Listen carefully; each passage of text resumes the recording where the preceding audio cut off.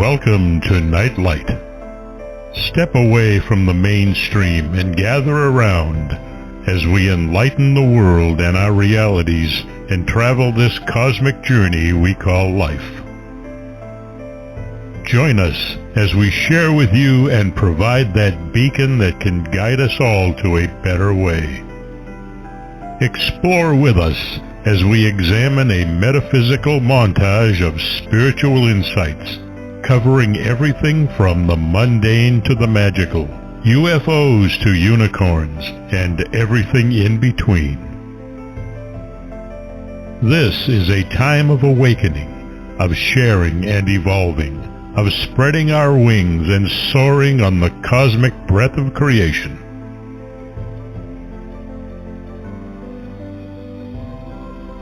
Come and join with other light-minded spirits as we weave our lights together to seek understanding, enlightenment, and with a little luck, some wisdom. This is Nightlight, a reminder that you are never alone.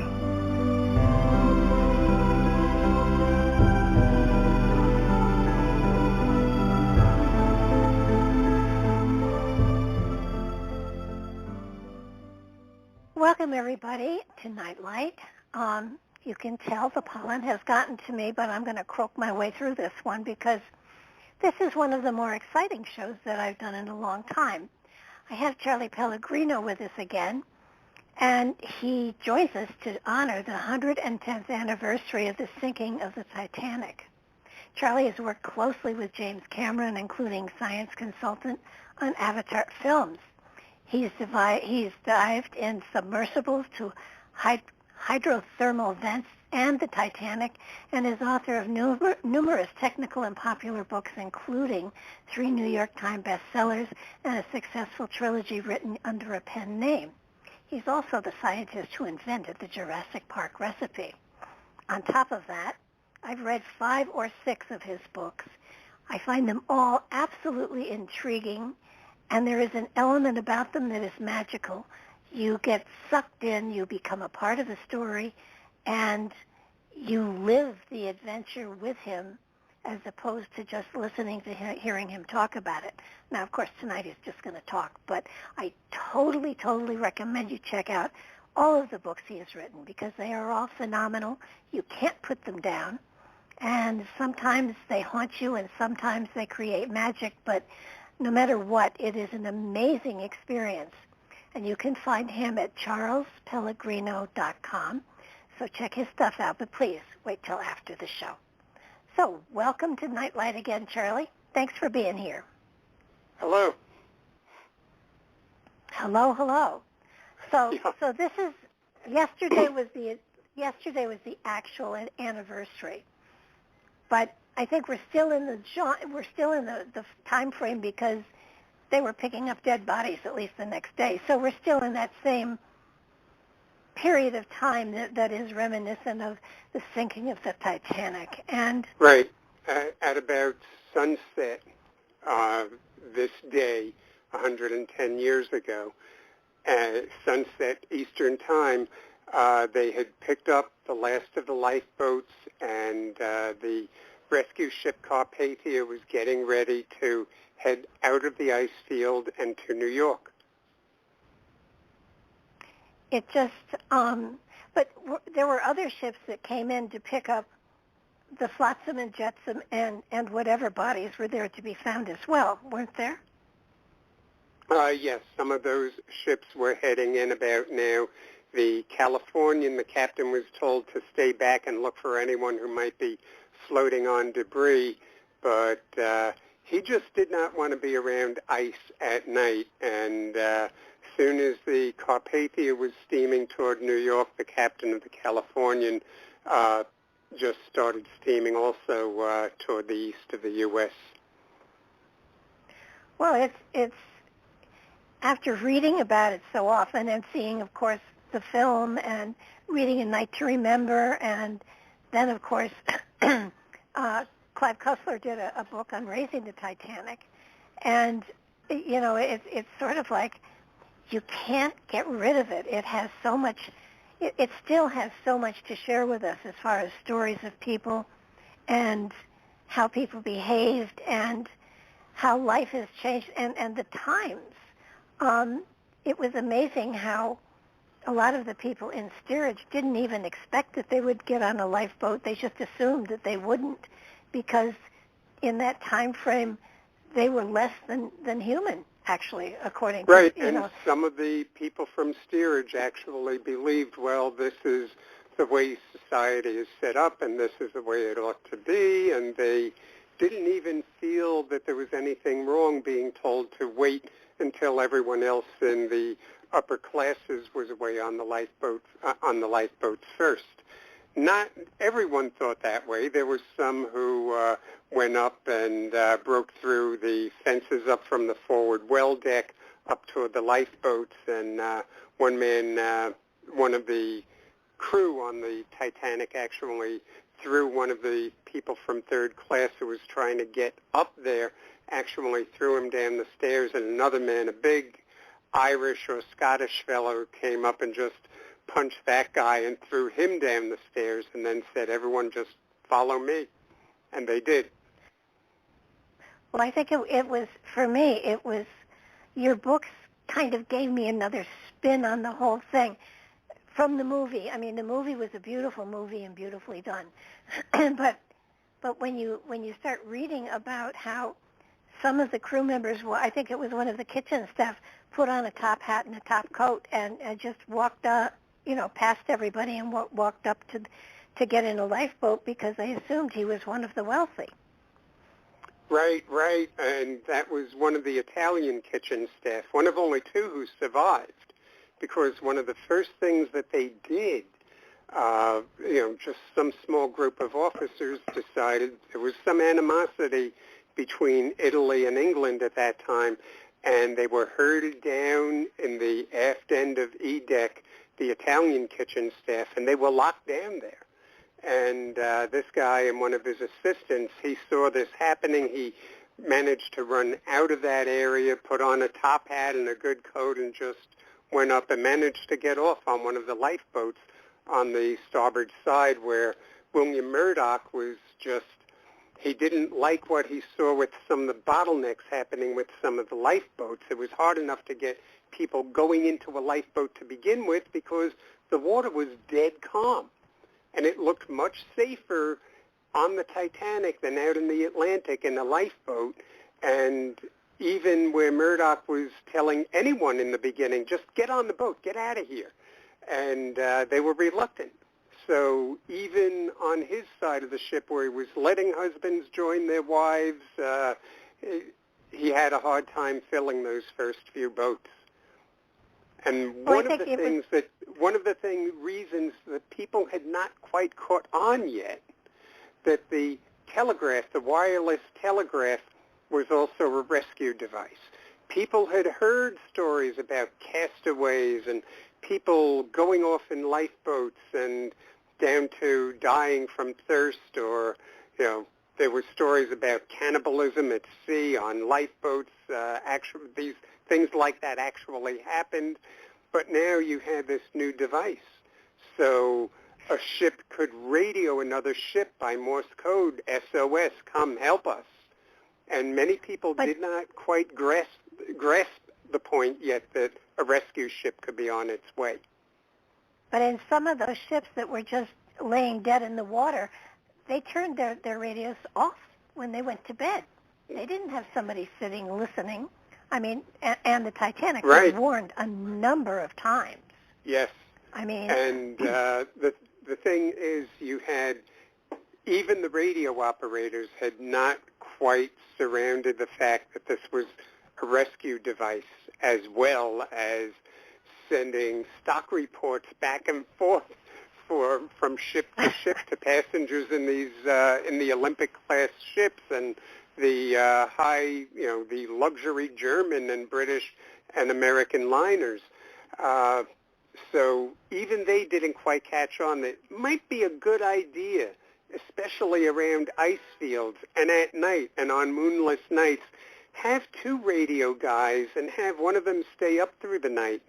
And, in fact, only less than 20 miles before the Titanic hit the ice, the ship that ran away and might actually have left some people floating on wreckage of the Titanic, the Californian had stopped in ice and was radioing out that we're stopped and surrounded by ice. It's dangerous here. And only about 20 minutes before the Titanic struck the ice, they saw this large ship coming over the horizon and radioed to it to warn about ice. And the radio operator, Phillips, on the Titanic, he was so busy, he was so behind in sending messages, many of them being things like stock reports and prices of ostrich hair that was being, ostrich feathers, and the prices of feathers for hats and things like that, that he, first, the other ship was so close that Phillips' speakers in his ears actually heard his eardrums. The second thing was he was so busy that he just tapped back to the other ship as it's trying to say, literally, we're surrounded by ice and stopped here. It could be dangerous. And he tapped back, shut up, we're busy here. And the operator on the Californian just took off his headphones and shut down the equipment and went to bed. And in fact, there was a guy that operator on the Californian had been teaching how to read and listen to Morse code. And he came into the room just before the Titanic's SOS went out. And probably at just the moment that Captain Smith came to the Marconi shack, was talking to the two men at the Marconi device and what they should send out and what the ship's position was. So there was about a 3 or 4 minute period that the Titanic was silent. And it seems that Evans picked up the headphones on the Californian, was listening during precisely that moment, heard nothing, and put the headphones down and shut the equipment off. And then only minutes or maybe even seconds later, the first call of distress went out from the Titanic. Every little thing that could possibly have a chance of saving lives, every little thing that could go one way or the other and go wrong, they all lined up that night. I know there's a place in the book where it's if this, then this, then this. I mean, there are so many things that could have changed the whole thing. The different, the sighting of the icebergs, if Titanic had slowed and gone and not gone full speed, it's rumored, I think, that the captain was trying to set a record, and that's why he was steaming full speed ahead into an ice field. He was actually pushing the engines above what was safe to push them, I do believe. Right, but it wasn't they weren't trying to set a record. It's possible, we know they did have a lot of trouble with the coal fire on the starboard side. And it might be that they were trying to get to New York. There's enough eyewitness testimony that he seemed to be setting the speed. And that they would have to try to get to New York under cover of night just in case the fire department was needed to go into the ship and help with the coal fire. They didn't want the bad publicity, and that was George Tulloch, one of the leaders of Titanic expeditions, had studied that fire very closely, and he thinks that could have been a thing that was setting the speed, and he was probably correct. But the Titanic was not trying to set a speed record because there were ships that were faster. And they knew that the Germans, for example, were building faster ships. And so the approach to the Titanic was to make it much more luxurious, which to have very wide dining areas and things of that sort meant, we should lower the watertight compartments, lower the bulkheads a deck or two, so that we can have these wide open spaces. I want to go back for a second to the fire. That fire was so hot that the steel plates on the Titanic were red. Well, Could only that have... inside the Titanic. The steel plates between these two coal bunkers, they had gone red and they had warped a little, which meant that they were also a little more brittle, and they were going to have to do the job of holding back some water.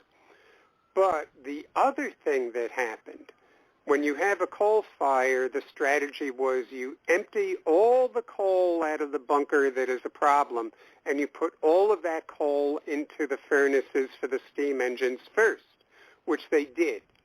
By Sunday morning, they had all the coal out of the bunker, out of these two bunkers. And because of that, the ship had a slight list over to the port side. The rocks, the coal, they're heavier than water. And Park Stevenson, one of Jim Cameron's historical engineers, looked into that in some detail, and he said, the coal fire might have actually kept the Titanic because they emptied that coal bunker and she was a little more heavily weighted toward the port side, that might have actually kept the Titanic from filling up and leaning over to the starboard side and doing what most ships do when they have damage along one side, like the Consta Concordia, is within about 45 minutes to be at a tilt where the lifeboats on the other side cannot be launched and then to capsize. And initially, that's what Thomas Andrews thought was going to happen. He initially thought the Titanic had barely more than an hour when it had more like 2.5 hours. So the coal bunker fire might have actually saved lives by creating a condition where all of the lifeboats could be, almost all of the lifeboats could be launched. Well, that didn't, I think I recall, so when you went through your time period of what happened next, that the Titanic, it seemed to me from what I was reading, and I can be wrong, but it seemed to me that the Titanic actually was pushed up and to the port side by whatever of the iceberg was under it, so that it was raised up and then it was punctured and then it went back down. Well, there was almost certainly ice further back behind the bridge. The coal bunkers, the forward one was named, the boiler rooms, they were named backwards. So the one near furthest up front was Boiler Room 6. Then you go back to Boiler Room 5. Boiler Room 5 was doing all right except for water going into the coal bunker. Boiler Room 4 had damage beneath, right on the keel of the ship.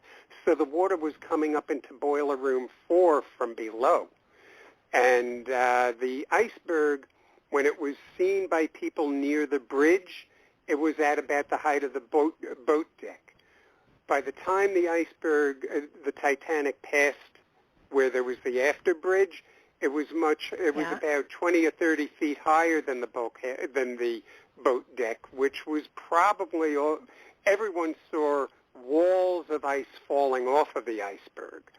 So if you have the side facing the ship and you're shaving off a lot of ice, you're shaving off a lot of weight right away, and that side begins to rise. So if there was any knobby protrusion under the Titanic, it was being raised, and that's probably what hit Boiler Room 4, that suddenly you had a sword of ice rising and actually breaking part of Boiler Room 4.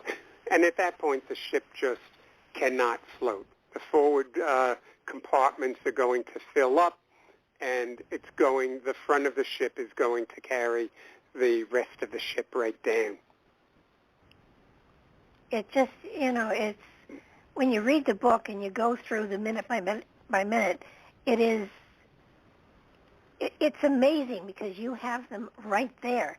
But there were things about Captain Smith that I didn't even know. I mean, that he had them go half speed ahead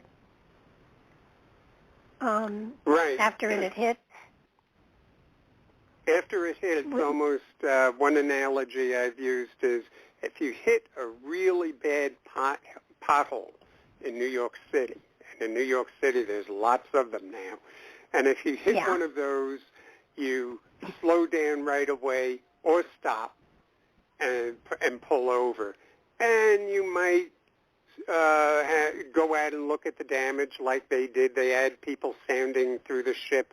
And you might start ahead slowly to see if your axle is handling right, if your steering is handling right. And that's probably what happened. Okay, let's go ahead slow. And very early on, they would have felt through the wheel that the ship was not handling right, that it was gaining weight on the starboard side. And then they slowed down. But another reason that they slowed down and stopped, because there were a couple of crew people who were in the forecastle of the ship. Their quarters were in the very front of the ship. They ran up to the top, and one of them saw the iceberg going by past the bridge, went down, woke two of his friends, and then they came up a couple of decks back up and pointed to an iceberg as the ship stopped and said, yeah, that's the one we hit. Well, it couldn't have been, because the ship had then been moving. To go down to where he was and come back onto the deck would have been a matter of maybe 45 seconds to a minute and a half, maybe 2 minutes, but at least 45 seconds. And by then, the iceberg they hit was far astern and out of sight. So what probably happened is as they're moving slowly forward, they see yet another iceberg that is nearby, and it's a large one, so they just cut the engines and stopped. They were in the middle of a whole field of ice, and when the sun came up in the morning, they saw how many huge icebergs were all around them, most of them higher than 200 feet sticking out of the water. The one that the Titanic struck was only up to the height of the boat deck, only about 60 feet high. And that could be seen, it couldn't really be seen from the crow's nest until they were within, it would have, at that height, seen from the crow's nest, literally looking down on it, it wouldn't have been starting to block the stars and be recognizable as an iceberg that they were approaching until they were only about 400 feet away. And they were moving at 40 feet per second, so they only had 10 seconds. That ship probably hit exactly the angle it was aimed when the iceberg was first sighted. And in fact, William Murdoch was down, more than 30 feet below the crow's nest. He happened to be on the starboard wing bridge, which goes out a little ways over the water. But the important thing is he saw the stars being eclipsed probably a couple of seconds before the crow's nest. And when the crow's nest called on the phone to the bridge, Murdoch was already giving orders. Officer Wilde, he picks up the phone and he says, what did you see? And they say, iceberg dead ahead. And the guy just said, thank you. And that was it. He already knew. And the ship was already trying to turn, but nothing could be done. Frederick Fleet in the crow's nest, he was still on the phone when the ship hit the iceberg, and he said later on he believed that it was the iceberg itself that was changing the direction of the ship. Now, Captain Smith, was he brought out of retirement to do this, or? Right. He was retiring, and then it was, we'd like you to take one last trip. And he was very, very good with mingling socially, and everyone loved him. The people who sailed constantly back and forth across the Atlantic, they loved sailing with Captain Smith. And so they said, we'd like you to do one last mission. And so he went aboard for what was being celebrated as his retirement cruise. And the whole plan was bring the Titanic and then retire.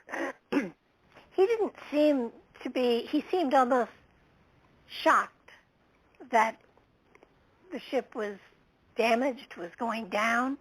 I I've only known a couple of ship's captains, but they seem to be very sharp and very focused, and he didn't seem that way. So I'm kind of wondering. Well, I know actually, he was shocked at first, like anyone would be. And when Thomas Andrews, he traveled below deck with one of the engineers and with Thomas Andrews, the ship builder, and when Andrews said she cannot float, yes, he was shocked, just like in the movie. The ship can't sink, and yet it was going to. And people have kind of dismissed Captain Smith's behavior because for most of the next 2 hours, he's not there. He has a lot of missing time. And you don't really realize what that missing time probably meant until, for example, people who've been on ships that were sinking, Jacques Cousteau's and Bob Ballard's science officer, Tom Detweiler. And he said in those times he was on a point where it seemed the Calypso was going to be lost in an ice storm. And Cousteau's working and filming it all the time, but then he'd disappear. Well, and this is probably what Captain Smith did, just like Cousteau. Cousteau was below deck. He was there, here, there, everywhere, chopping ice on the upper deck and throwing it overboard, going below deck, making sure the engines and the pumps and everything were working. And that's probably what Captain Smith did. He was below deck, down in engineering, down in the boiler rooms, and making sure that everything that could be done to give the ship a little more time to get all the lifeboats off, that it was being done. And why you don't hear so many, you hear only 1 or 2 reports of him being seen below deck, but that's because most of the engineering crew died. Only 2 of them survived, and they were sent up at the last minute. People like equipment oiler Alfred White, he survived because he was sent up near the end. Mr. Parr decided, obviously, that, well, if we've only got about 20 minutes left here and the floors are beginning to slant faster and faster, the equipment won't have to be oiled anymore. It'll last as long as we need it. And he told White, why don't you go up and see if there's any lifeboats left and come back and tell us?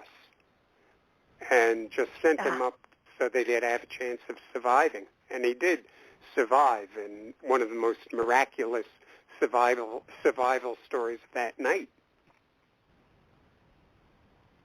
Well, it was, I mean, they're all miraculous as far as I'm concerned. Yeah. I mean, I have trouble grasping, women saying, no, I don't want to get in the lifeboat. I'll stay on the ship. And the men saying, go ahead. I'll be along later. The nobility of the people was really quite outrageous. And, that Ismay just stepped onto a boat and floated off, that blew my mind. Yeah. The thing is that where Ismay was, there was, according to other people who were there when he stepped into Boat C, there was absolute pandemonium. There was a mob was beginning to build. People were beginning to rush the boat.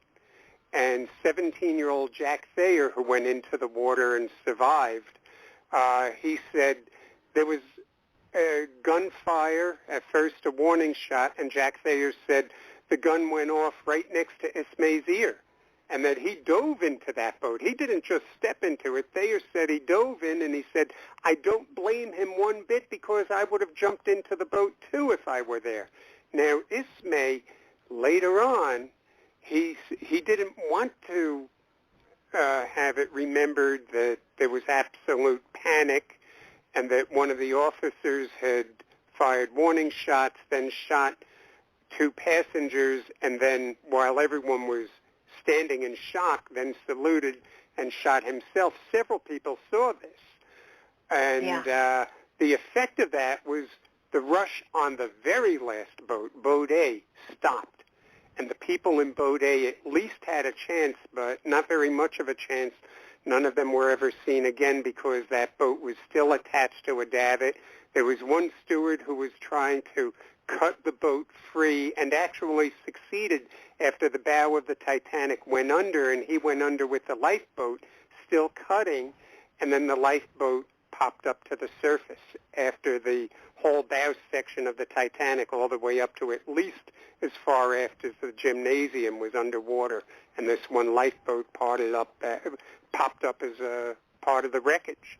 And the guy I mentioned before, Alfred White, no one really believed him. We had letters from a relative. We had his account. Bill McQuitty had the letters from Alfred White when he was making the film A Night to Remember. And he believed this couldn't really be an accurate account, or maybe not even a real account, because this guy clearly describes the Titanic breaking in two underneath him. And it's only after the Titanic was found that people started looking and saying, wow, he was right. And by the way, people who were right near the Titanic in some of the lifeboats, like Marjorie Newell Robb, who were, within 400 feet of the Titanic, also said it broke in half. Mm-hmm. And so Alfred White, he had gone through parts of the Titanic in the stern and couldn't really find his way up. There were actually some gates that were drawn, and he could get them open, but the people who were in these rooms gathered on the floor, he saw people in prayer, and he could not get their attention as he's saying, come here, follow me. And he couldn't get their attention, and the floor was slanting faster and faster, and he went up through the fourth smokestack, up a ladder within the stack. Because the fourth smokestack is called the Dummy Smokestack. It was put there mostly so that it would make the Titanic, four of them made it look more streamlined. And the only smoke that came out of the fourth funnel was from the kitchens. And it went up through the top, and little puffs of smoke came out there. So it was fine to go up a ladder inside that stack, and there was a little observation stand up about midway up that smokestack, and that's where he came up. And he's looking down, and he's seeing by the time he got up there, the first two smokestacks were already underwater. He saw the second stack fall over to one side. The third stack was still there in front of him, and what impressed him was that the lights were still on. In fact, at one point, the lights went out, and they came back on. And he knew that Mr. Parr and his friends were still down there, still keeping the lights on, still doing whatever they could to maybe save lives by keeping the power on for the lights, for the telegraph operators. And and while Mr. White is up there, he sees between the third and fourth smokestacks, he saw as if a cleaver had come down on the ship between them, and that a huge crevice opened up. And the fourth smokestack started going over very gently, still held by its guy wires on the starboard side, and he just went into the water very gently. And another thing, his story must have been very well known, because then 1914 comes along, and it's World War I, and the Titanic sister ship, Britannic, is a hospital ship. It gets struck either by several torpedoes or by a row of mines tied together, starts going down in very much the same way as the Titanic, and the engineering crew went up Alfred White's path. And Violet Jessup, a nurse, she was a stewardess on the Titanic and a nurse on the Britannic, and she sees that the men, the engineers who survived, took Alfred White's path. They went up with the fourth smokestack and came down very gently with it, and every one of them survived to be picked up by lifeboats. Wow. Violet Jessup had quite an interesting life, because she was also on the Titanic sister ship Olympic when a naval vessel crashed into it and broke it open right between two of the watertight compartments. Holy mackerel. And when she was on the Titanic, she didn't tell anyone, even her roommate, that she had been on the Olympic, because she didn't want anyone thinking she was too much drama in her life and maybe even bad luck. And then she went from the Titanic to the Britannic. And she was one of the heroes of the Britannic, actually. She was severely injured as the Britannic went down and just immediately went from the Britannic to the lifeboats and to being a nurse and saving many lives in spite of her severe injuries. My goodness. Well, one of my favorite people was Lightoller. I mean, he to me was a fascinating character. Yeah, Lightoller is certainly a fascinating character. In hindsight, Smith should have either thrown him overboard or put him in the very first lifeboat out of there, because he saved at least 30 people when he was in the water. And he on that overturned piece of wreckage, and it was a bit of genius in how he saved all those people under those terrible conditions. And later on, the Battle of Dunkirk, he was one of the heroes of Dunkirk. One of the main storylines going through the movie Dunkirk is really based on him. And oh my goodness. Yet, on the Titanic itself, he caused the bottlenecks. He was, parting women from their husbands, and there were all these delays from that at the lifeboat. He was parting women from children even. If a boy was 12, he was old enough to be a man as far as Lightoller and his men were concerned. And worst of all, he sent men down to open the gangway door, because when he saw he was getting the boats off mostly empty, he figured, okay, put them down on the water, have the boats come back, and have this gangway door open, and the water will be up to that door soon so people can go out that gangway door onto the lifeboats. And at the inquest into the sinking of the Titanic, there were two of them, and one of them asked him, Officer Lightoller, the ship was sinking by the bow. It was going down by the front. Didn't you think it might be a bad idea to open up a huge gangway door, another hole in the ship, in the front of a ship that's going down by the front? And he was like, well, no, I didn't think it could sink at the time. The Titanic it couldn't sink. Of course, It was down there on the bottom. It could and it did. Yeah, no, he, what they did with separating, I mean, there was a woman that had two children, and one was a little boy, and he was, I think he was 8 or 12, maybe he was 12. But he was a little older than 8. Yeah. The crew wouldn't let Rosa Abbott get onto the boat with her children. They said, you can go, but your children have to stay. And she stayed with her two sons. And went down with the ship. Yeah. As the stern section, she was on the ship after it broke away. She was on the stern in the after well deck. And as the stern started corkscrewing down, both of her sons were pulled right out of her arms. Just amazing. And and she ended up on that boat that went down with the ship and then popped to the surface. Well, not only were they discriminating that way, but there was a black man who I think was second class, maybe not first. Mr. LaRoche. And it was an interracial couple, and he tried to prove that he was second class and he deserved to get on. Did they let him on or not? I can't remember. Well, his wife and the children got onto the lifeboat. I don't think he tried to get on with them. There's Mr. Hosono, who was a second-class passenger from Japan, and he becomes very important in understanding what happened to the 6 Chinese sailors who survived.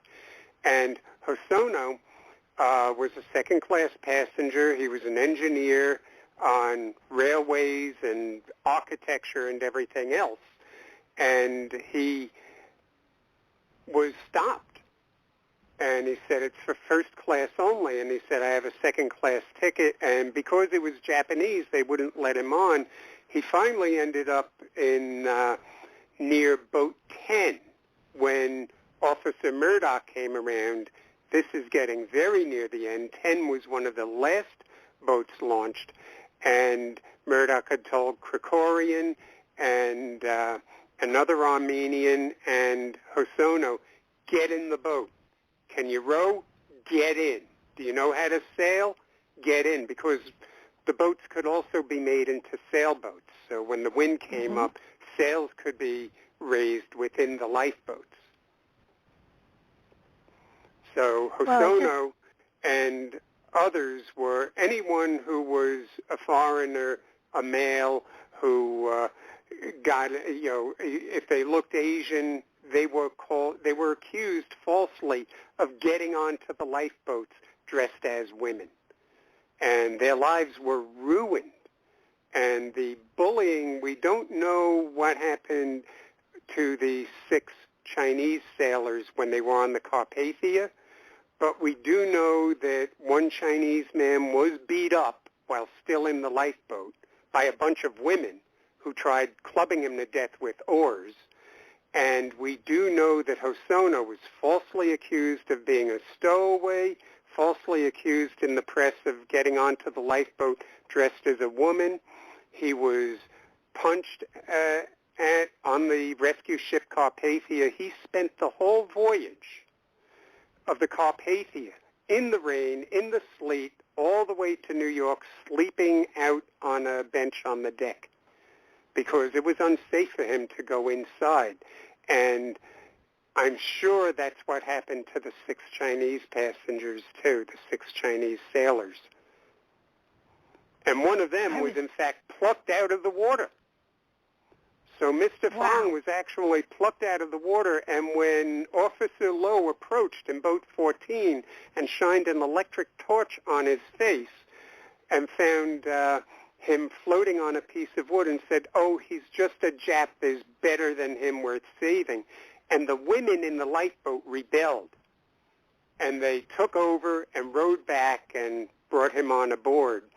And he was very hypothermic at that time, but very smart in knowing that you have to, being a sailor, he knew hypothermia, you warm up the middle of your body first.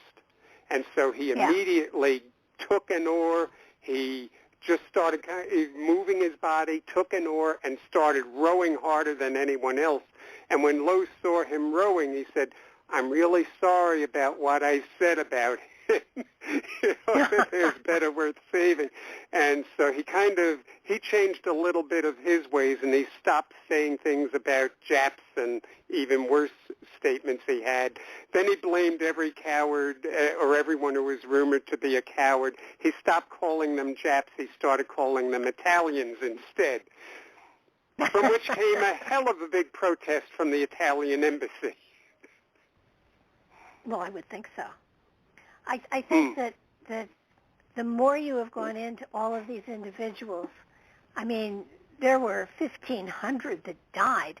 And I think what got me as I got into the third book was the fact that there were kennels on board, and they eventually opened up the kennels so that the dogs, I guess, and cats, I don't know if they're cats too, but dogs, had a chance to try to swim. And right, and some believe there was something said that Mr. Astor was going around talking about Kitty and the dogs. He had an Ardale named Kitty, and that he went back to the kennel, and it was probably Astor who released the dogs so that they would have had a chance. And in fact, Charles Joukin was swimming around after the Titanic went down, and suddenly there was a dog swimming near him. And then he started swimming and following the dog, trying to keep up with the dog. He didn't. He lost because the life jackets were bulky, and dogs are better swimmers, actually. He wasn't able to keep up with the dog, but following in the direction of the dog, he came across Lightoll's overturned piece of wreckage. Wow. And so following the dog did point him in the right direction.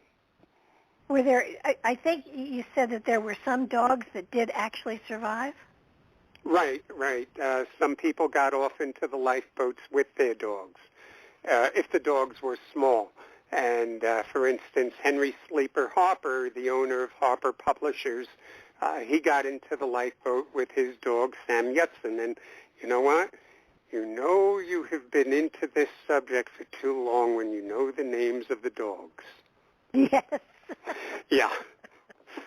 I mean, Walter Lord and I, we used to kind of laugh about the people who count portholes, and in the third book I ended up counting portholes. Of course, with my friends, we were looking at how many portholes were open. There's actually a census of how many of the portholes were actually left open, and it turns out to be enough of them to have sunk the ship a lot faster. There's some small possibility that if the water had stayed calm and if all the portholes were closed, she could have floated for about 8 hours. Well, weren't they open because it was so hot? Because the yes, boilers were running there were heating so hot? there were heating problems with the Titanic, and the boilers were just the rooms. And we're talking first-class staterooms above the water were way, way overheated. And the ship they were building at the time, the Britannic, they put electric fans in all the rooms. But no one learned. Well, actually, at the hearings, the problem of open portholes never really came up. So they didn't really think about it. So the Britannic, they had an unusually warm day, and they were wanting to air the ship out, and they had many of the portholes in those rooms when it was a hospital ship open, which was a prescription for sinking the ship in about 20 minutes if it was torpedoed or hit mines. And that's exactly what happened. The open portholes sank the ship faster probably than the, we can now look at some of the damage to the Britannic, and the portholes sank it faster than the initial damage from the explosions. Well, you know, it's always interesting when talking to an author that has been as obsessive as you are, to what is it that hooked you on the Titanic, and what would not let you go? Well, at the end of her name, Titanic, I ended up out there to begin with totally by accident. We were going to the hydrothermal vents. So I work in multiple things at once. I mean, I'm working with friends on some odd genetics of a disease that has an anti-cancer effect. That's one of the things I'm on now. Also working on things with Saturn's moon Titan, and working with friends in string theory, all of that. And the Titanic, even all the way back in 1985, happened as just another interesting thing happening on the way to Jupiter's moons. Because Jesse Stoff and I were the two crazy kids at the 4-H camp who in our late teens Jesse did the original math that predicted, the gravitational flexing between Jupiter and its moons, and there are probably ice worlds out there, but you could have volcanoes under the ice, and you could have oceans under the ice. He came up with that, and then I was always arguing with him, said, gee, it's an environment that's warm enough to support life, but what could you have a food chain based on? And one day in 1977, Jesse had all these letters, this correspondence with Bob Ballard. His team had found the hydrothermal vents, the giant tube worms, a whole ecology based on sulfides instead of sunlight and photosynthesis being the base of the food chain. And so we were writing to Bob Ballard, and we wrote our articles. We co-authored Darwin's Universe in 1980, and Bob Ballard was part of that book. And then after the Titanic was discovered, it hit them all emotionally. I wasn't on that expedition. For one, I was very sick with doctors giving me only a few months, but with a very weird disease that's a whole tongue twister to pronounce, that it's a genetic condition that most doctors never see, and I got better. A reason I got better, remember that name, Jesse Stoff? He went off of primordial biology and went on and studied medicine and went over to England, where they see more of this genetic condition and where they treat it differently than they did in the United States. And he came back to New York, and in 1985 he's saying, you know what, you're going through looks very familiar to me. Let me do some blood tests, and if it's what I think it is, I think we can treat it. And he saved my life. So, wow. 3 months later, I'm sailing with Bob Ballard, working with the robot that discovered the Titanic, the robot Argo, and we're going out to the Pacific to the hydrothermal vents. And one of the reasons Ballard brought me out there is he knew I was all about outer space, all about the moons of Jupiter and Saturn. I was one person he could bring along who would not ask him a single question about the Titanic. And I didn't. And to me, Argo was a predecessor, an ancestor of the robots that are now finally being budgeted to go to the moons of Saturn and Jupiter and get under the ice and land on Enceladus and sample the snow for signs of life. And so we're out there, and first 2 or 3 weeks or so, I'm talking with all these oceanographers and volcanologists and everything about outer space. And by the way, we had some of the most brilliant people on the planet on that expedition. Many of them were polymathic, worked in multiple fields at once, but we're not so hot about space because in volcanology, oceanography, marine biology, Woods Hole, for example, every time a space shuttle took off, they saw more than a year's budget going up in smoke. And so someone on the ship talking about space all the time, it's the competition for the funding that's talking about space. And one day Ballard said, it can be a lonely ship when 40 people hate you, and we've got another month out here. And Bob Ballard and Tom Detweiler, they handed me one of the copies of A Night to Remember. I had not even read that book yet. Oh, wow. In November 1985, if you showed me the 1953 movie with Clifton Webb and Barbara Stanwyck, Titanic, and you showed me Walter Lord's, A Night to Remember based on Walter Lord's nonfiction book, I wouldn't have been able to tell you which of those movies was based on fiction and which was based on fact. And the book they gave me, it ended up signed by everyone, was one of the ones that it's the illustrated edition of Walter Lord's A Night to Remember that they had identified the boilers from a photograph in the book. That book has since dove with me to the Titanic twice. Wow. But anyway, and it's also been on the Tulloch expedition to the Titanic. So it's had quite a lot of travels.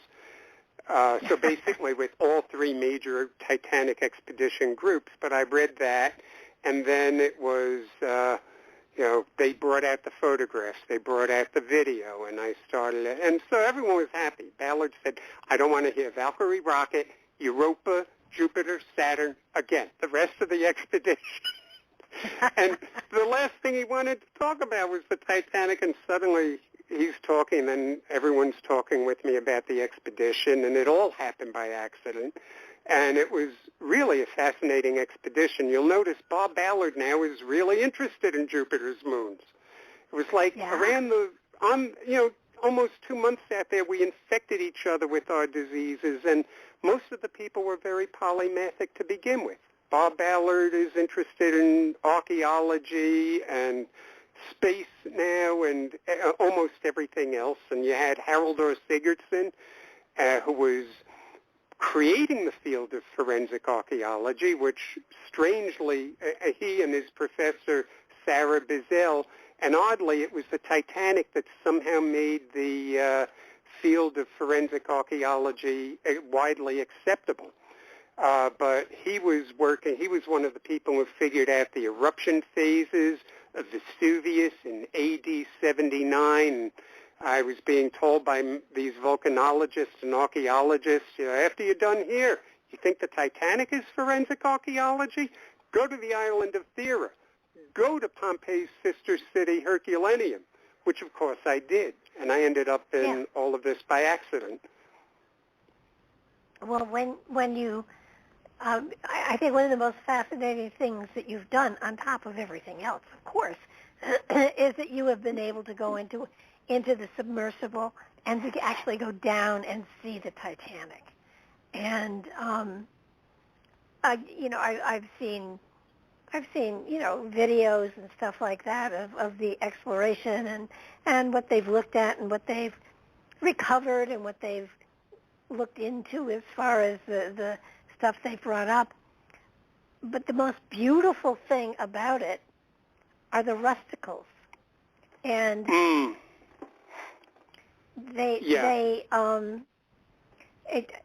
it's fascinating. It's sort of like if you see seaweed clinging to something and the currents kind of wafting it this way and that way. I mean, it's pretty, but the rusticles look like stalactites and stalactites, and yet they have a flexibility to them so that they're constantly waving at you, and they're beautiful. Yeah, they really are. They look like in the old paintings of the Flying Dutchman, and you see things hanging down. That's how Ralph Hollis, one of the Alvin pilots, had described it. And they really do, because some of the same physics are operating, they look a lot like stalactites in caves. And so you send a robot into a room, and you see this beautiful combination of man-made and natural-made lines. And at first, in 2001, when the robot came up to a window with all the glass intact, all this decorative glass that was still intact, and the rusticles surrounding it, it was as if there was this chapel 2.5 miles under the ocean. And that's what we all felt it looked like a chapel down there. Mm-hmm. And then to discover what a complex life form they are. And there's possibilities now. It was delayed for the last 12 years, but now, and it was about to start up, and then COVID hit, but now the research is starting again because there's all sorts of antibiotics, but there's also one antibiotic that seems to have the potential to act as an anti-cancer drug. And we do know, partly from me having gotten infected by a rustical consortium, we know that whatever chemicals they're producing are relatively harmless to human bodies. What happened in 2001 is there were rusticles growing off one of the rustical bases that was brought up to the surface for temporary study and for removal of the rusticles, and I thought I saw zinc being accreted by one of the rusticles, and I said, I think that is zinc. Well, from a background in paleontology, you're always tasting and smelling rocks and things, and so I took that piece of rusticle and tasted it, and I said, yes, that is zinc. And then all of a sudden Cameron's there with the camera, and Bill Paxton looks like he's ready to throw up, and Jim says, do that again. I did it again for the camera. He said, cut, retake, action. And he had me tasting the rusticles several times. Well, I had an old root canal. Okay, vintage 1965 root canal when the posts that went into your tooth were steel. Yeah. Rusticles love to eat steel if they get in a nice, moist environment that's stable. 2 years later, we're out on an expedition to the hydrothermal vents, and I'm eating something. All of a sudden, the whole tooth crunches down. And beneath the root canal, and it wasn't painful or anything, but I'm like, when I get back home, I better get something done with that. And the dentist looks in there. He says, "Oh, this is beyond me. I got to send you to an oral surgeon. Something really funky is going on here." The oral surgeon, he says, "We're really going to have to dig into this." He gives me the nitrous oxide, and I hear him swearing and saying all sorts of, unusual things. And what the is that? And he takes the mask off. He says, "What the hell did you do?" I said, "What do you mean?" He says, "I've never smelled anything." He first said, "I've never seen anything like that. I've never smelled anything like that." And he'd taken pieces of tooth out piece by piece, and he said, "There's no iron left in here. Something left parts of the tooth, but it ate all the iron." I thought back. I said, "Rusticals, rusticalis." And I start going, I yell out, that's our holding name, mine and Roy Cullimore's name, Rusticalis titanicus, for the whole consortium. But anyway, I need a sample. I need to send it up to Roy at Saskatchewan. And the guy goes to me, after I've explained it, he said, "I autoclaved it."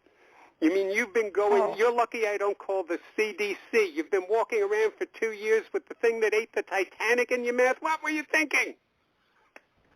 Wow. Oh, boy.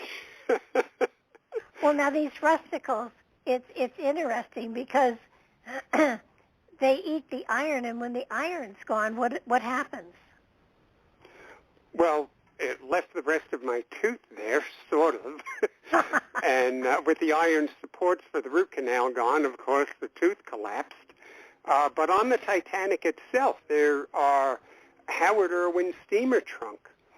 So there was a toy airplane he was bringing back for a child, a rubber band wind-up airplane.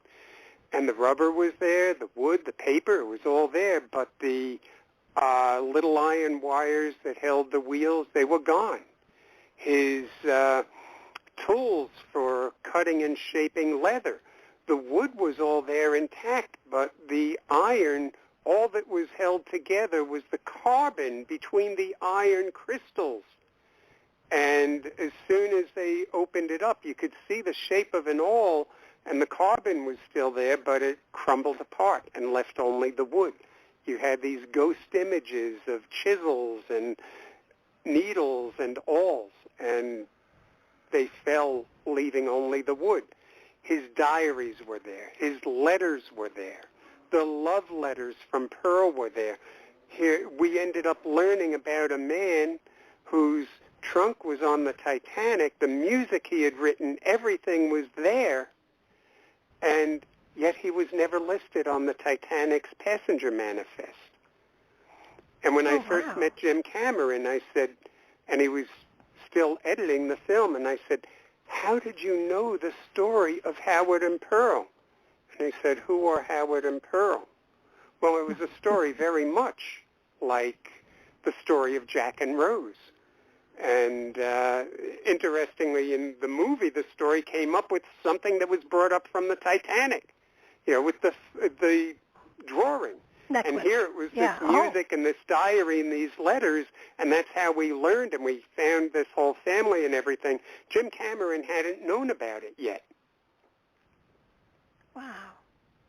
Well, see, that's and I won't spoil so it for anyone who goes to read the book. It's in Farewell Titanic, but it's an amazing story of coincidence and tragedy. And Howard and his friend, they got onto the Titanic by winning a sweepstakes. They were both very talented guys. The other one had been hired. He was going to go back to England. He had a position with the London Philharmonic. And but the real story turned out to be even sadder than the story of Jack and Rose. And even a bit stranger. So reality can be stranger than fiction. Well, there was the one man who had his two sons there, and he was kidnapping them from his wife. Oh, yeah. Navatril. That. Yeah. Yeah. And the story was completely different.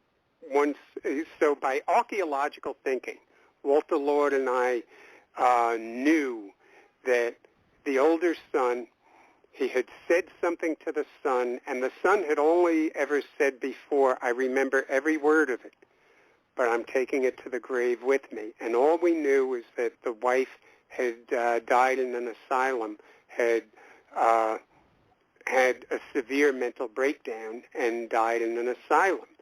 And because there was a gun, his body was found, and there was a loaded revolver in his pocket, and that he was kidnapping these children. Well, by archaeological thinking alone, this shows you how wrong archaeology alone can turn out to be sometimes. We thought he was a vicious man, and he must have said something intended to drive her mad. And in 1996, the older Navatril boy, he joined us before we went out to sea. And we were at the cemetery in Halifax. And he had said he would never tell, but at the cemetery he said there was a song my father used to sing to me, and I hear him singing that now. And if you've seen the movie Babe, it's that song. Oh, wow. If I could make a perfect day for you, and I'm going to get choked up and stop there. And then he told us the rest of the story that we did not know archaeologically. And his father had been a very busy, hard-working man, had built a good business, and no matter what, the mother-in-law always said she married below her station. He was no good for her. Even after she had gone broke, sort of like the mother in the movie Titanic, and he paid her debts. He was taking care of her, and finally this evil woman still wanted to put a wedge between them, and was finally succeeding. So he cleaned out all the accounts, he set up a new identity, and was on the Titanic traveling to America, and had a ticket for her to come alone. After he got to America, he would bring her over. It was all to save the marriage, and then the iceberg intervened. And then he told us what his father said to him as he put him on the lifeboat. He said, I want you to remember this. Remember this. You tell your mother that I have always loved her, and I still do. Ah. And it was kind of shattering to me that by archaeological thinking alone, he became this evil man. And similarly, William Murdoch, almost 3/4 of the people who got off the Titanic alive owed William Murdoch for that. Now, in the second book, in Ghost of the Titanic, I and Walter Lord, we had focused on every eyewitness account and identifying, yes, the shooting near Boat A did take place, and it really looked like it was Murdoch, and that this happened. And then as more and more, Susan Stormer wrote a book that was really a biography of Murdoch's whole life. Now, first off, there was Mr. Olson, who was able to collect together from the British and American inquiries every sighting of Murdoch through the night. And that's how we realized Murdoch saved most of the people who got off the Titanic. He threw them into the lifeboats, women, teenage children, husbands. He didn't care. Get them on and get them off the ship as fast as possible. And it was very clear he made a decision that he would not go down with the ship. Now, while Walter Lord and I have been studying just the last few minutes of his life, that even influenced how the movie Titanic was made. And actually, so there was the matter of him saving those lives, and through other rescues he had been on, other cases, other ships, it really became clear he made a decision he was not going to get off the ship, and in a moment of real desperation, because at the moment that the warning shots and then shooting people who were trying to rush a boat that had all these women and children on it, the very last boat. At that moment, it was around the time Jack Thayer said he heard all this noise, all the breaking glass and everything. The grand stairway was probably beginning to become like an earthquake and become buoyant and break loose, because from that direction, all these people came running out from inside the ship and running down toward Murdoch. And almost certainly what happened was he fired the warning shots, but the people were still coming. He fired into the crowd, and at that point, he wasn't planning on living anyway, and then shooting himself was basically using his body to just be one more shocking thing to keep the crowd from rushing that boat. And it moved me so much to first the Navitrile story and finding out I had gotten him wrong. In the very next book I wrote, Dust, you'll see that I tell that whole story in there in a novel. And it was really like my apology to Mr. Navitrile. And when I was on the Titanic, September 10th, 2001, I brought Susan Stormer's book with me, and I wrote a letter to Mr. Murdoch pointing out how, again, archaeological thinking told the wrong story, and by focusing on the last 3 minutes of your life, how I asked the world to look at only one half of your face and guess the measure of the whole man. And I wrote, I said, I am going to correct this mistake. So basically I wrote a letter promising him and apologizing to him while I was on the deck looking out at the davit from that last lifeboat where he made his last stand to try to save lives. Well, it just, to have been able to go down in the submersible, and, I've read what it was like in the submersible. I'm terribly claustrophobic. There's no way I would have gotten into one of those things. But can you explain to people what the submersible was like and how close the quarters were? Well, it's so exciting being in there that you get cramps in your legs and so on, but, and your sweat and bad breath condenses when you get down where it's cold, and so it's sloshing around in the bottom of the ball. But it's just a world of wonder down there. I mean, to me, one of the most amazing things is just as soon as you start descending, and I never shut up, you know that, all your listeners know that. Jim had these lipstick cameras in the submersible so he could record what we're doing down there and put it in his documentary. And he said, he's watching this the day after. And he's 8 hours, 12 hours, 14 hours.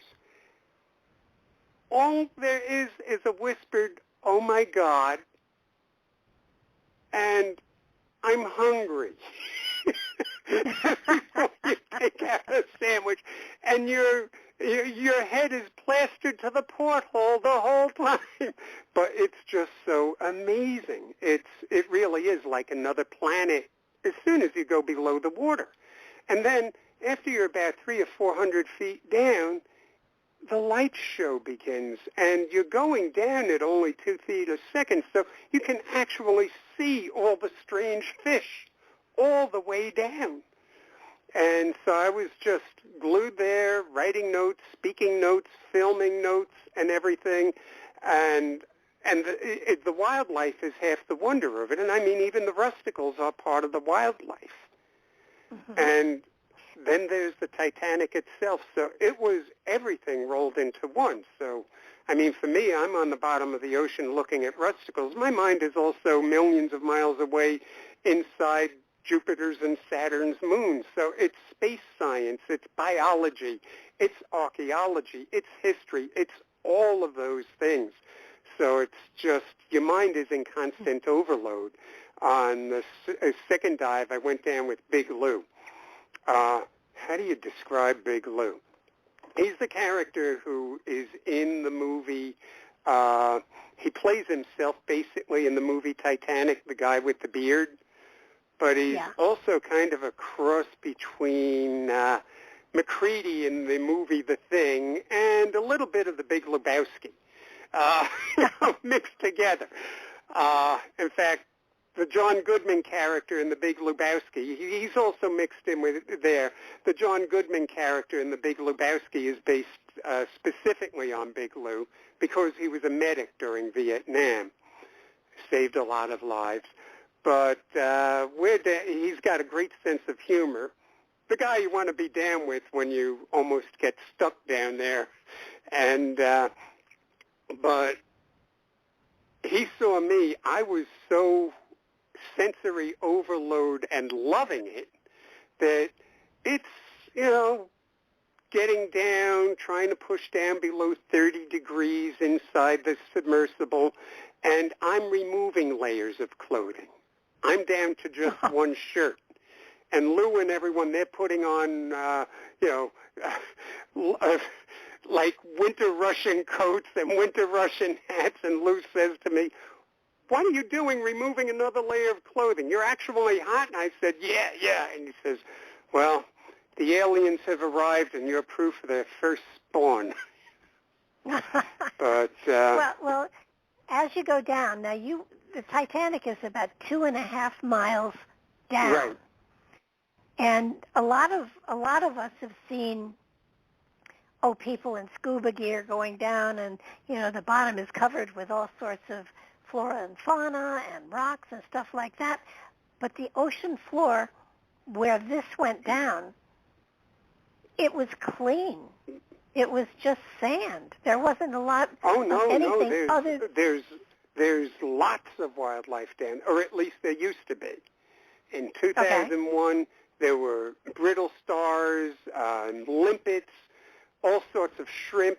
It's the planet of the cephalopods down there, relatives of the octopus. The first thing we saw at the bow was a big Dumbo octopus. And at another point, I had this little red spindly-armed octopus just hanging on to my viewport. And I'd sit, I'd bend down, I'd write some notes, I'd look out. My little friend was there. And there was one moment after about 20 minutes when I looked up and it was gone. And cephalopods affect you that way sometimes. I never felt such a profound sense of loneliness before or since. And and down there, the cephalopods you see down there they're just lazy around a bit. They're not as bright as some of the cuttlefish and a couple of the octopus species we have up here, which some of them seem to me at least as smart as dolphins. But it's an amazing world down there for the wildlife. The fish, the organisms you see inside the Titanic are very different from what you see outside. Now, we've got 40,000 miles of ocean spreading center wrapped around the earth, like seams around a baseball. And much of all of it's volcanic. It's hot springs and volcanic rock forming, pushing continents apart. And if you go out laterally, you see these cracks. Most of them, they go for tens of miles. Most of them are about 2 feet wide, but they go down further than your lights can go. And we've always wondered, when we get robots small enough to go down in those cracks, because if we have 40,000 miles of spreading center, we have hundreds of thousands of miles of those cracks. It's one of the biggest unknown environments on Earth. Inside the Titanic, I began to see probably what we're going to see. We don't go in the Titanic. The robots go in and show us what's in there. But I think we were getting our first glimpses of what's down in those cracks. And so even the rat-tailed fish that you see inside the Titanic, they're very different from the ones you see outside. The ones outside are white. These guys are translucent. You can see through their organs. Why would that be? Is that such an environment that it changes the water so that it changes what the fish need in order to And when survive? they're inside and the oxygen levels are a little bit lower, and then predators probably have a tougher time getting in there at them. And so organisms from the cracks, just like in 2003 we traced the rusticles on the Titanic, their origins back to the hydrothermal vents.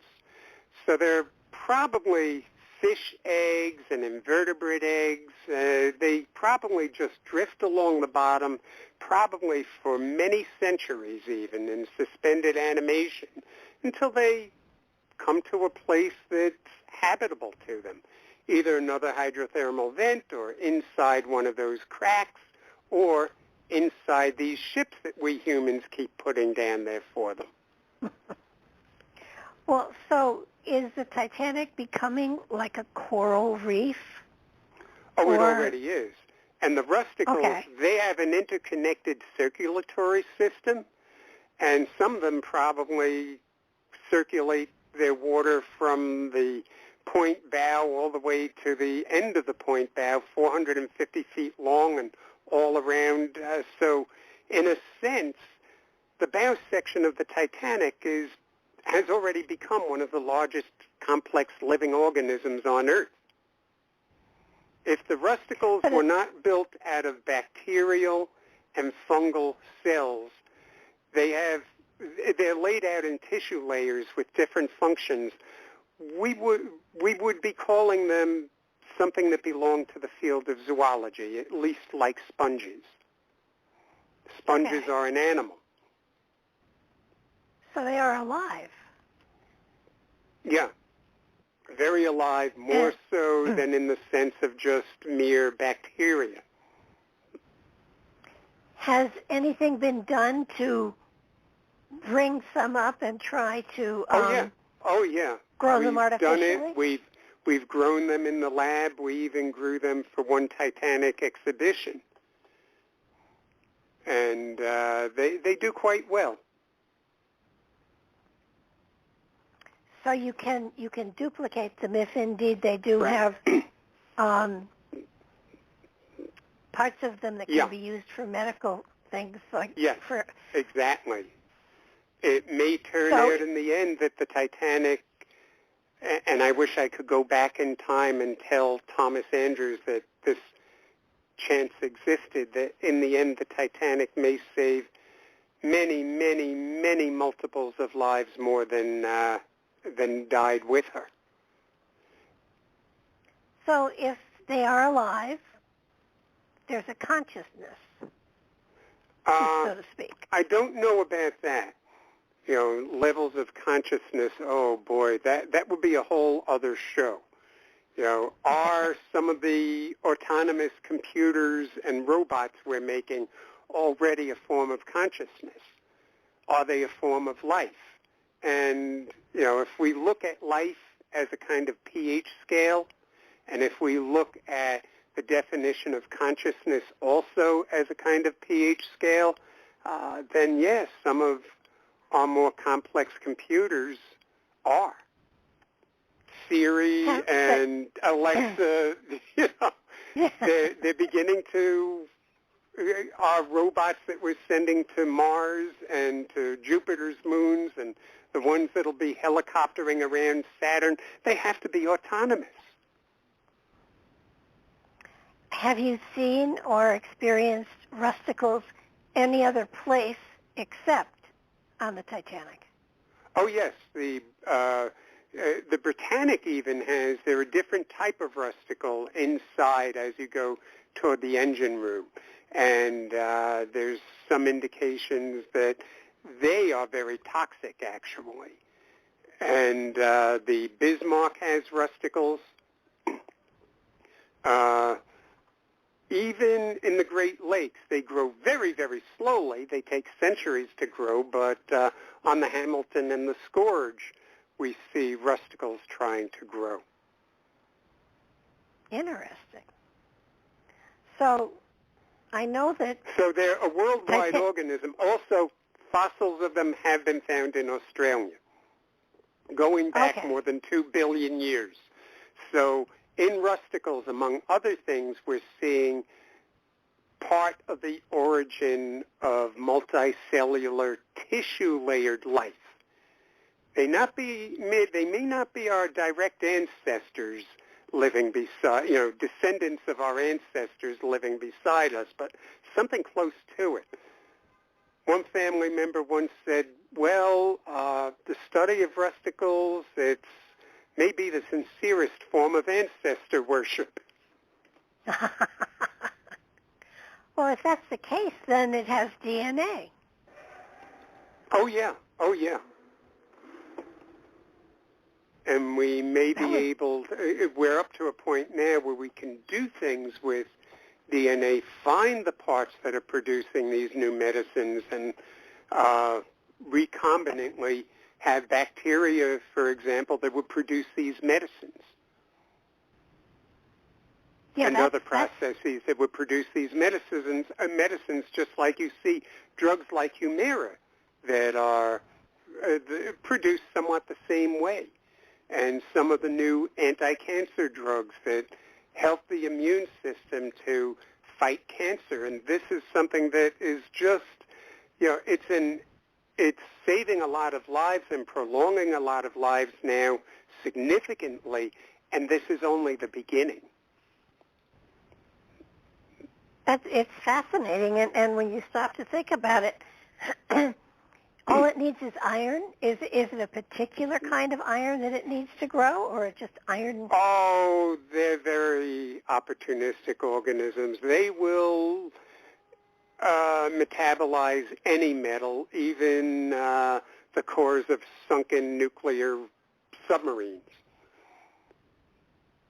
So, yeah, they don't mind uranium.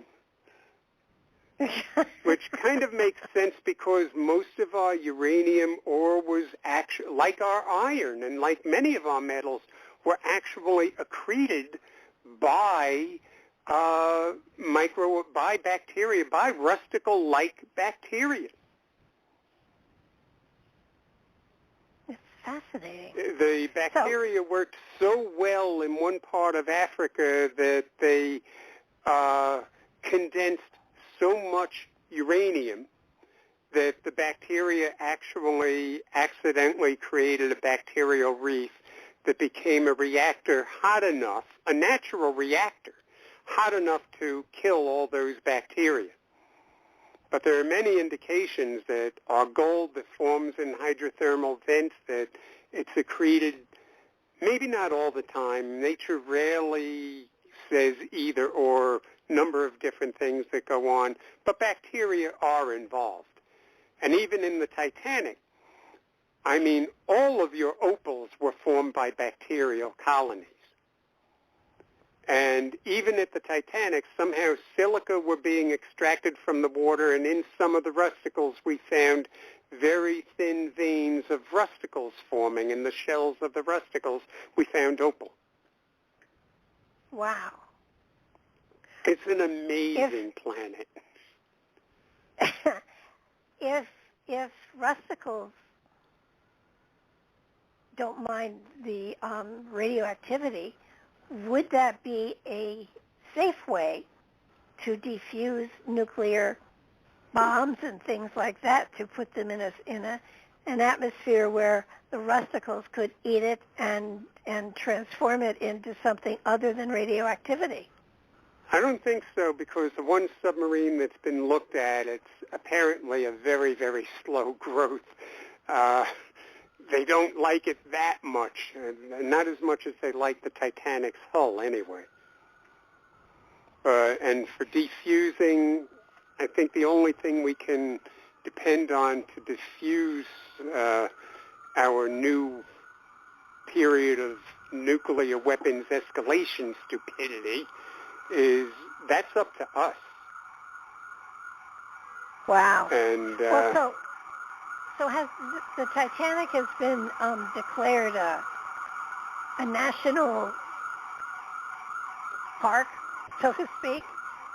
Somewhat, yeah. It's there are going to be devices put down there to make sure it'll be known if someone goes in and starts putting a robot sub down there with a shovel on its nose and starts trying to plow the debris field.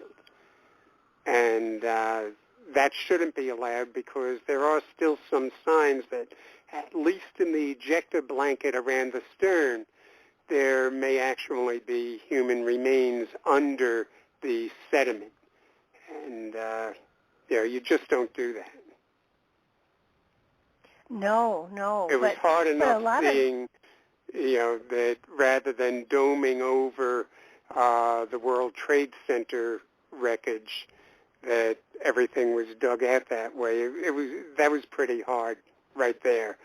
And, I wouldn't want to see that done to the Titanic. Well, no, I wouldn't either. I know that some stuff has been brought up.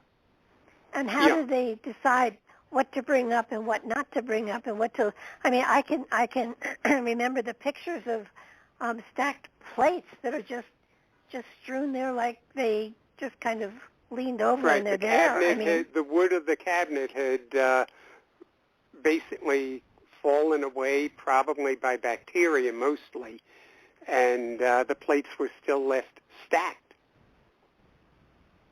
And the people some of the objects had to be raised as I look back on it. So Howard Irwin's steamer trunk. To me, the real treasure, for one thing, the Tulloch Group, and when they raised those artifacts, they really did take good care of them. And in the end, they were going very, very slowly, very carefully picking and choosing the objects they brought up. They'd go out on a whole expedition and bring up only about 20 different artifacts, working on them very carefully. The attitude was, if we bring it up, we have to curate it. We have to make sure it's still there for people to see 100 years from now. And I do think someone can, because we're visual creatures and we're tactile creatures, so to be able to go up to the big piece that was raised from the Titanic and actually anyone can go up and touch it, I'm kind of pleased. I'm pleased to see that. I don't think the Titanic should be just something where an elite priesthood of scientists and explorers are the only ones who can go see it. You can see it in a museum now. And I think the real treasure of the Titanic is not Lady Cardez's diamond in a room somewhere. I think she left the ship with it anyway and just made a false insurance claim.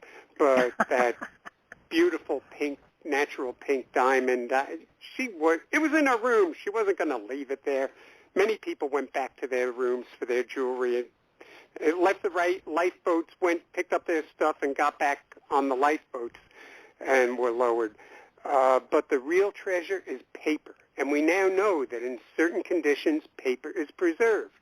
We've seen through robotic eyes where the mail bags are stacked and they're covered in a protective sheath of bacteria so that there's no oxidation going on in those mail bags. It's just like Howard Irwin's steamer trunk. The oxygen was gone. The oxygen was all used up. That's why you had reducing bacteria that dissolved all the iron, but they left the paper intact. And that's how we could read this whole love story that nobody ever knew about. So imagine in mail bags, somewhere in one of those bags or in a couple of those bags are all the letters that were written by people on the Titanic during the entire outbound voyage up to through that last day. Well, I have to admit, the one place I did chuckle was the one man that was putting his mistress on a lifeboat, and he ran across his wife as well. Yeah. Yeah. There were many stories like that. There were letters we found and of this married couple, and the one guy was worried about some bad investments he made and everything, and it turns out they were married but not to each other. Yeah. And we've only seen a little bit of the paper that is preserved down there. And the thing is, Howard Irwin's steamer trunk was about to fall apart when they recovered it. It was falling apart as they recovered it. And they managed to recover it all. And what happens is those suitcases on the bottom, steamer trunks, once they do start being eroded from the outside, once they do start collapsing and oxygen does get in at them, most of that paper, any paper that's inside will start to deteriorate. So what's the process? You put it into water that is ocean water so that it's still submerged when you bring it up? Right. And when you keep it wet, and then when there's sulfides on the paper that make it look black, you can get it off of the paper. And since most paper was rag paper at the time, and the inks they were using were pretty indelible, and a lot of people wrote just in pencil. And so the writing is preserved. It's not like the pens we use today where, if you're dropping water on the ink and it flows, it's lost. Yeah. Wow. Well, what about, I know there's a lot of stuff that has come up that has been preserved and is in museums and stuff like that, but how do you decide what to bring up? I mean, are there different kinds of things you bring up, or is it more personal property? What are the things that have high priority? For example, in 1996, they brought up a soup tureen, and there was a silver one, and when they brought it up, there was a 8-inch thick piece of the sediment that had been bacterial concreted together. And it was very fine sediment, very sulfur-rich. The sulfur apparently came mostly from the steel from the Titanic. And that, they chopped it off, and it still had the labeling, all the stamps on it, in reverse on this fossil impression. And I asked the curator, they were just going to throw it away, throw it overboard. And I said, can I have that? And they said, yeah, keep it. It was not even overboard. Some things, rusticles and stuff, were just hosed down into the bilge pumps. And so I looked at it, and I saw something, and I started chipping away at it, and I found part of a screw.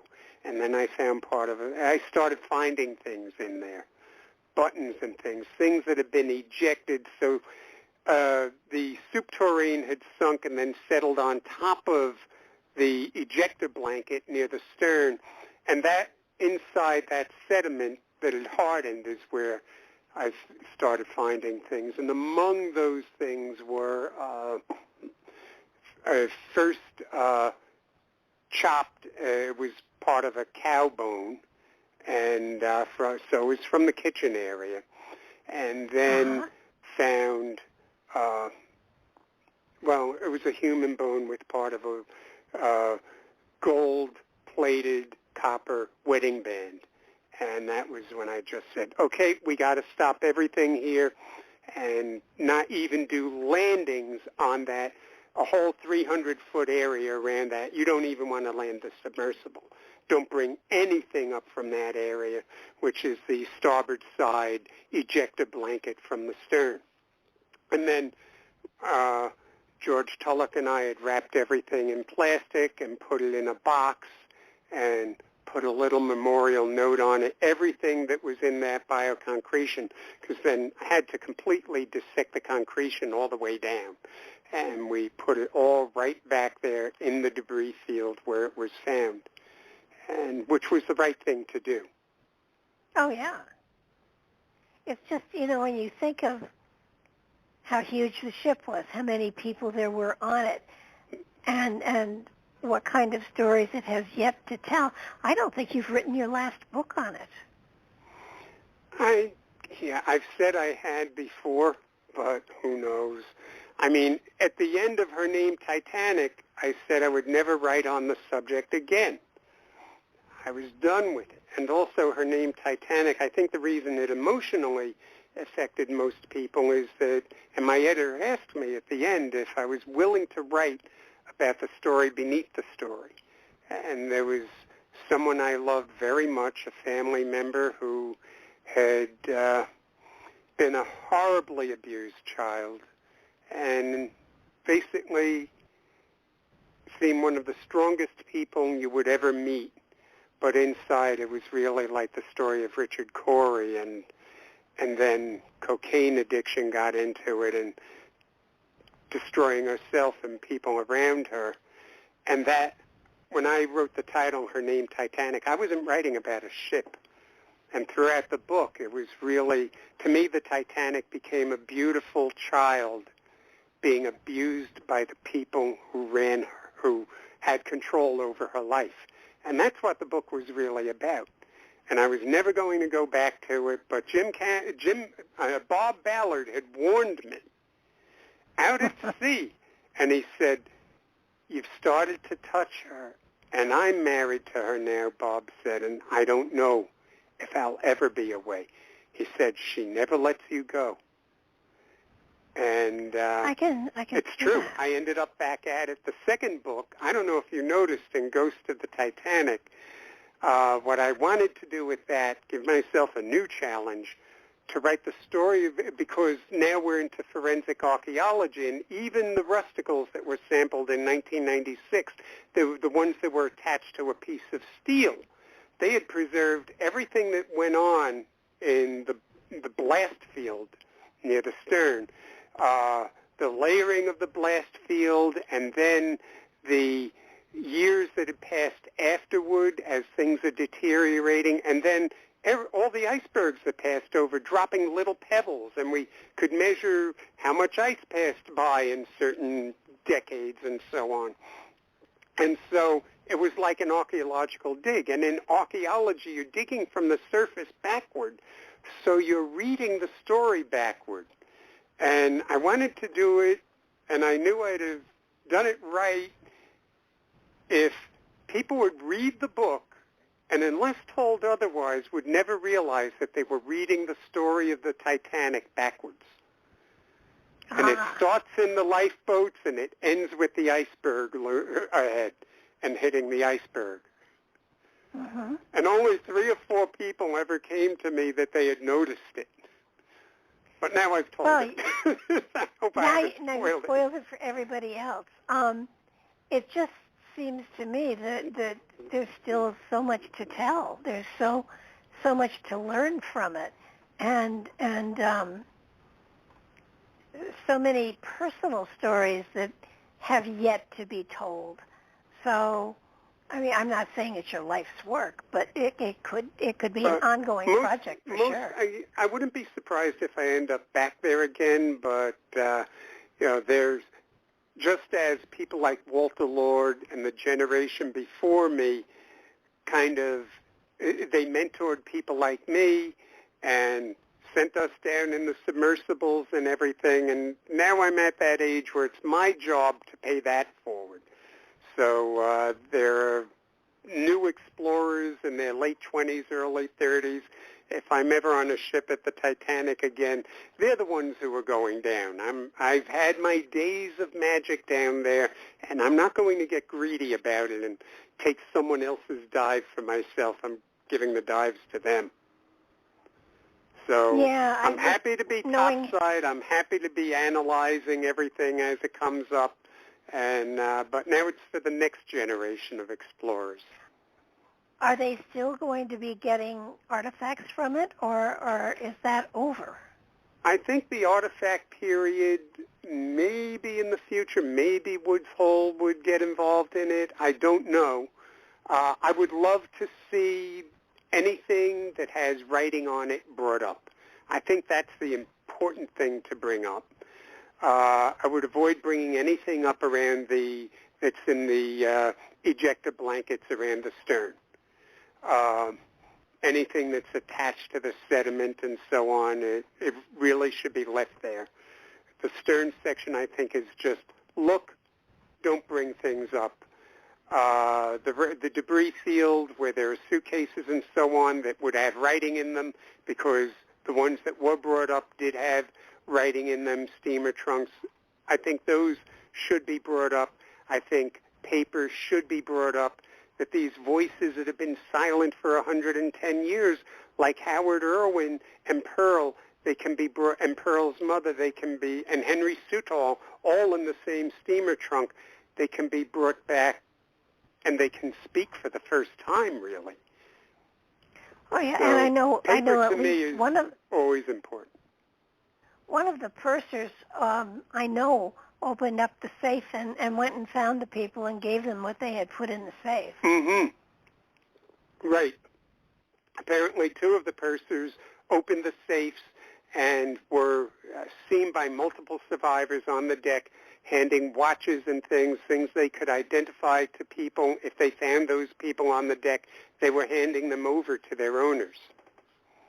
And there was one person that we know of that was probably looting staterooms around the grand stairway, because objects from several of those rooms were found in one satchel that was raised from the bottom in 1987. And the expedition team had tried to locate the families, and one of the families they did identify, and it was, they thought it belonged to all one family, and said, there's no one by that name in our family, there's no Alice, or this stuff is not ours. And there was the body of one man that was recovered by the McKay Bennett, and he had all these monogrammed silver items and everything, and he had been going deck to deck, apparently, looting staterooms. So 1 or 2 people with keys had been going around looting. And that's why Thomas Andrews had such a problem finding keys, because he and a couple of other people on the ship were trying to get into staterooms and make sure all the portholes were closed.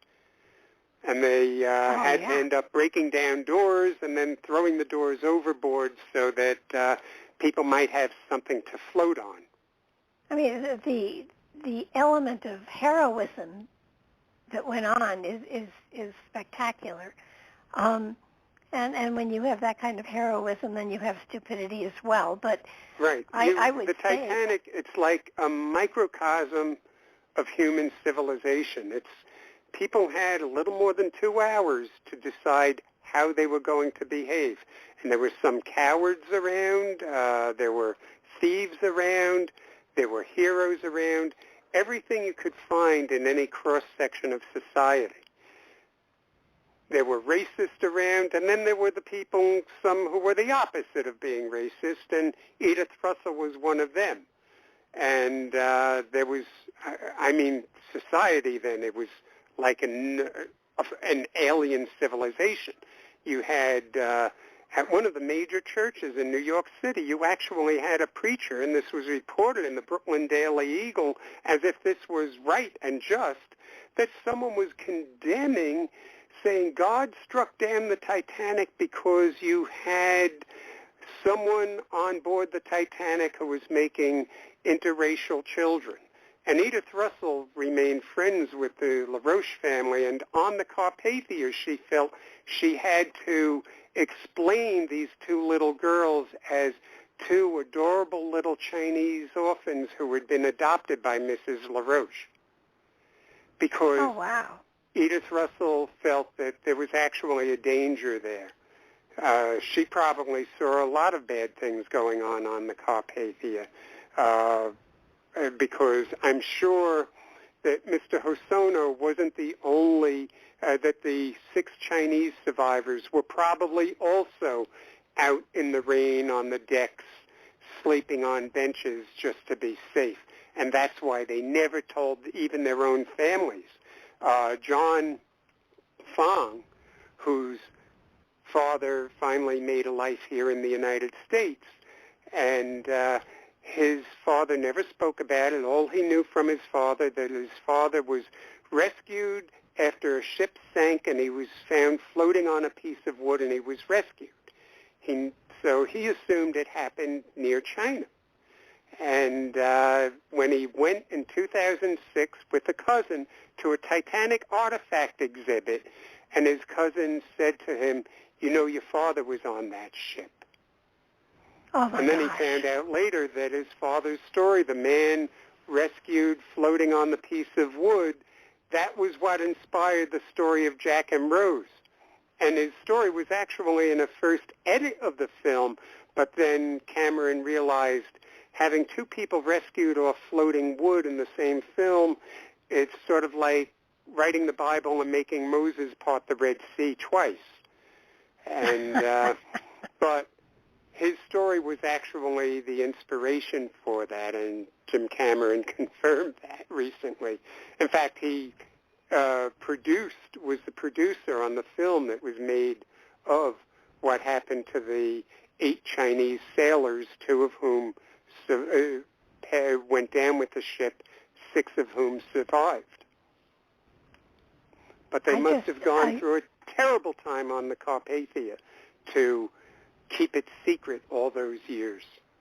Well, even on the fact, Carpathia. The other thing is that Tom Fong, when he found out about this, he went to Encyclopedia Titanica and other sites, and they asked him how old he was when he said, I'm the son of a Titanic survivor after 2006. And they said, you'd have to be 95 years old. What do you mean you're only about 60, you know, however old he was then? I don't think it was quite 60 yet. And they called him a fraud. They blocked him. But fortunately, they kept his email address to red flag him if he ever wrote back to them again, and not to let anything he said go out on the site. And then it was when Steven Schweikert and his people said, do you have any records of this guy? He said he tried to, no, they hadn't found him yet. And it was through them having kept his email address that they were able to find him and get the rest of the story. And it had to be pretty funny when they went to these encyclopedic Titanic sites and said, no, it really was that way, and we're working with Jim Cameron on this. But also, he was younger than people thought he should have been, which was the reason they thought he was a fraud, because not many people in America know about the Chinese exclusion laws. And so, we have that in my family, that, men who came here in the teens and the early 20s of the 20th century, they were not allowed to have a wife and bring a wife to America and start a family. They were only allowed to work. And as World War II happened and China became our ally, they got rid of the Chinese exclusion laws. Wow. And well, so, one side of my family, we have a guy who married. He was in his 50s when he married and had children. And it was an arranged marriage and everything, but it turned out to be one of those really good marriages. Wow. But even on the Carpathia, they divided the people by class. Yes. Once they got on the Carpathia, they just immediately went back to dividing everyone by class again. Yeah. Wow. It's you begin to be very hopeful that time is past, and yet it still is seen in so many places. It's frightening. Yeah, and it's something I think civilization at intervals always falls back on. We move forward, we fall back, and I hope we can just keep becoming a better species and a better civilization. Be nice. When you consider what we've gone through, you would hope that we could learn, from situations like this. It's horrifying to think that many of the people that were misbehaving were the upper class that should have known better. Yeah. And it's, I work a lot in archaeology, archaeology that involves volcanoes, so of course I work a lot through Roman history. And there are so many things that remind me of ancient Rome that not just the United States, but the world keeps, repeating. Replicating, and if we keep repeating those kinds of mistakes, Rome falls. And we have a lot of people who are trying to erase or deny or revise human history and, even our own history in this country. And we really have to remember the bad things and teach those bad things and why they're bad and why we should never repeat those things again. I sure wouldn't have wanted to live in the first half of the 20th century, growing up in the first half of the 20th century, and I don't think I would have picked up those things because my own parents didn't. And, no, my parents, my father came back from World War II and he actually became a beatnik, and I can't picture him down in the village on the bongo drums, but he really was. I was the kid who grew up like the kid in that movie, Iron Giant. Uh-huh. So naturally, I had to do something to disgust my father while I was going to college and everything. What did I do? In college, I became a Republican during Nixon. Oh, my. I became sort of like the Michael J. Fox character in Family Ties. I actually, in college at one point, would wear a tie and a jacket. Them days are I was a really creepy kid. If I went back in time and met myself when I was about 18, I'd probably smack myself. Well, not tonight because we're down to about 2 minutes. So, your website is charlespellegrino.com. Is there anywhere else where people can go to find you? Well, I hope the website is now connecting easily to Facebook, so I correspond with people on Facebook, and that's connected to the website. You can go into the website and get lost in the Titanic if you want, and some part of the server crashed a couple years ago, or some people tried to crash it, and they did a very good job at it. And I had all the original handwritten diaries and everything of survivors, and I just have to get time to put all of that back up there again. Anyone out there who's researching something on the Titanic and you say, oh, I want to read, Alfred White, he's already there, but if there's some survivor that I've mentioned and you want to read their original letter or something, I can photograph it and iPhone it to you. And, but I intend to get it all up there. And you've written an amazing book on Hiroshima. Yeah. You've written an amazing book that is a novel on dust, which is also fabulous. Right. So what would happen to the world if all the insects disappeared? And then, of course, it's happening now, but scary. It's very scary, but I want to thank you so much. I so appreciate your coming on, and we'll have you back again. We'll get some of your other expeditions and stuff out there for people to learn about. So thank you so much for being here tonight. Thank you. Okay, everybody. Thank you. You too, and everybody, do keep watching. This will be up on YouTube shortly, so please check it out there. And if you like what you see, please subscribe to the YouTube channel. That's how we know you're there. Thanks again, and have a wonderful evening. Good night now.